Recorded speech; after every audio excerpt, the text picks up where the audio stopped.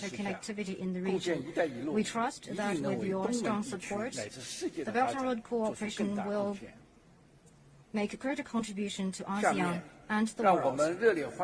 Next, let's warmly welcome His Excellency Imran Khan, the Prime Minister of Pakistan.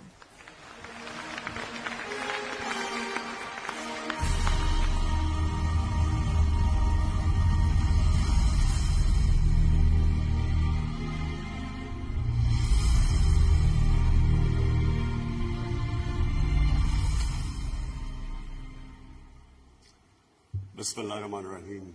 Iyyaka na'budu wa iyyaka nasta'in.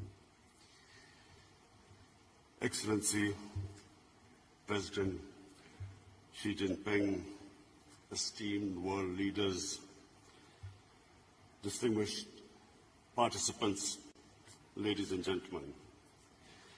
It is my privilege to speak at the second Belt and Road Forum for International Cooperation.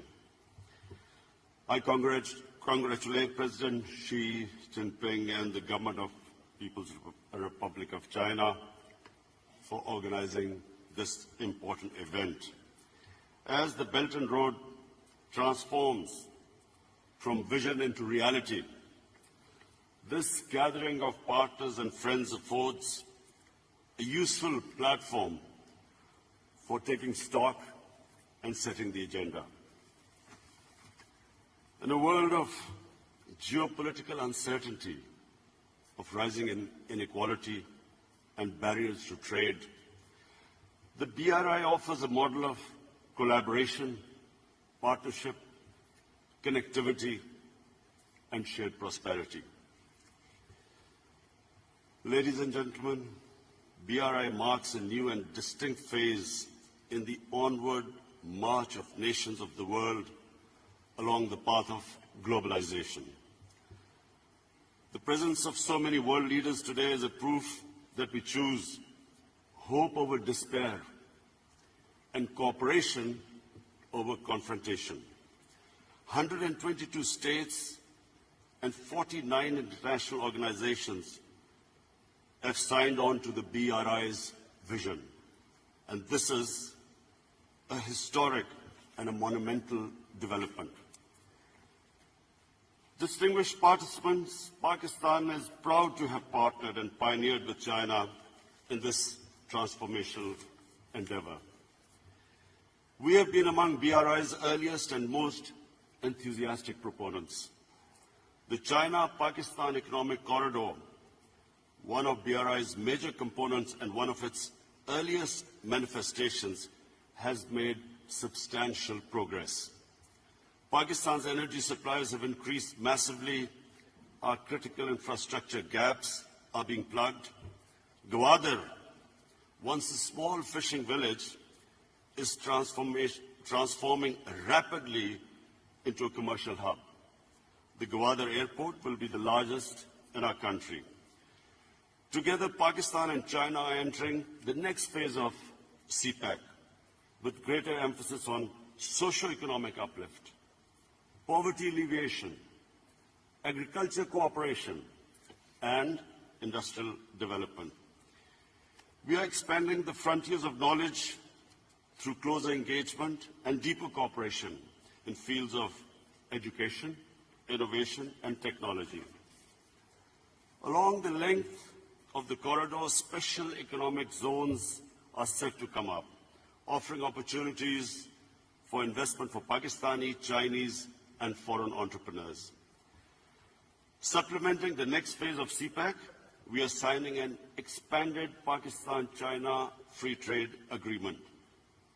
We are changing Pakistan's economic landscape and, inshallah, the destiny of our people. I want to thank China and its leadership for their unwavering support for Pakistan. Our deep-rooted friendship, partnership, and brotherhood with China remains strong, resilient, and unbreakable, standing tall in the face of every challenge. I take this opportunity to invite all of you to avail our liberal foreign investment regime and participate in our economy in particular infrastructure, railways, dams, IT, and manufacturing. Distinguished participants, as the Belt and Road Initiative takes a further concrete shape, I suggest we direct our efforts and focus on the peoples of our country and towards addressing impediments on their way to sustainable growth. Some of these points have already been touched on by President Xi in his opening speech, but I'd like to make 5 suggestions. Number 1, to undertake joint efforts to mitigate the adverse effects of climate change. The President of Chile has also elaborated on this. In our country, in the last 5 years, we successfully planted 5 billion trees in one of our provinces called KP. Now we have launched a nationwide project to plant 10 billion trees in the next 5 years. My suggestion to this forum is that there should be some joint project, an ambitious project of planting trees so that we can mitigate the effects of climate change on our coming generations.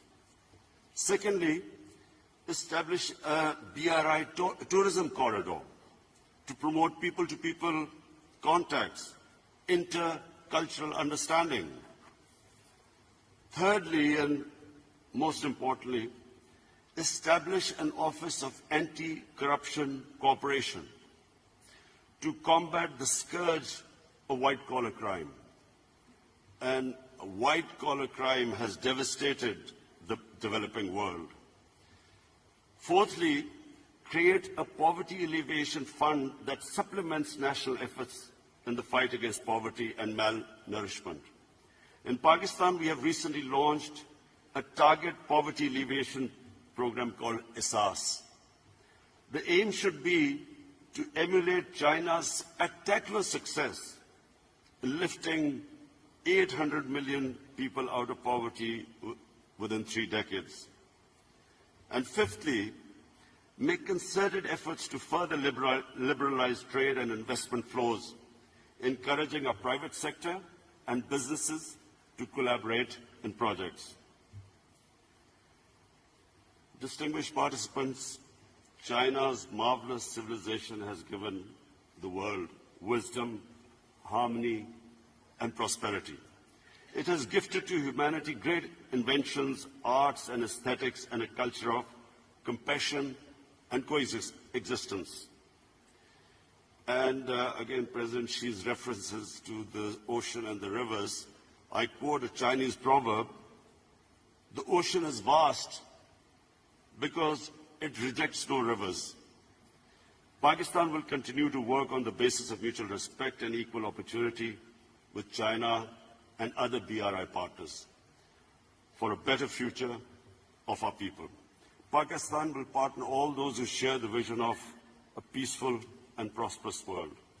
We will work together to realize a future of hope and happiness. Thank you.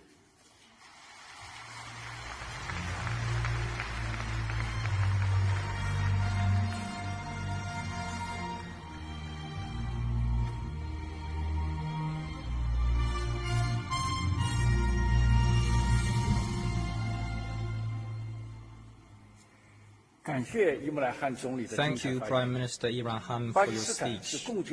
Pakistan is an important cooperating partner in the Belt and Road Initiative. The CPEC has reaped fruitful results, and it promoted economic and social development in the country, play an exemplary role in international Belt and Road cooperation. Now please join me in warmly welcoming His Excellency, Secretary General of the United Nations and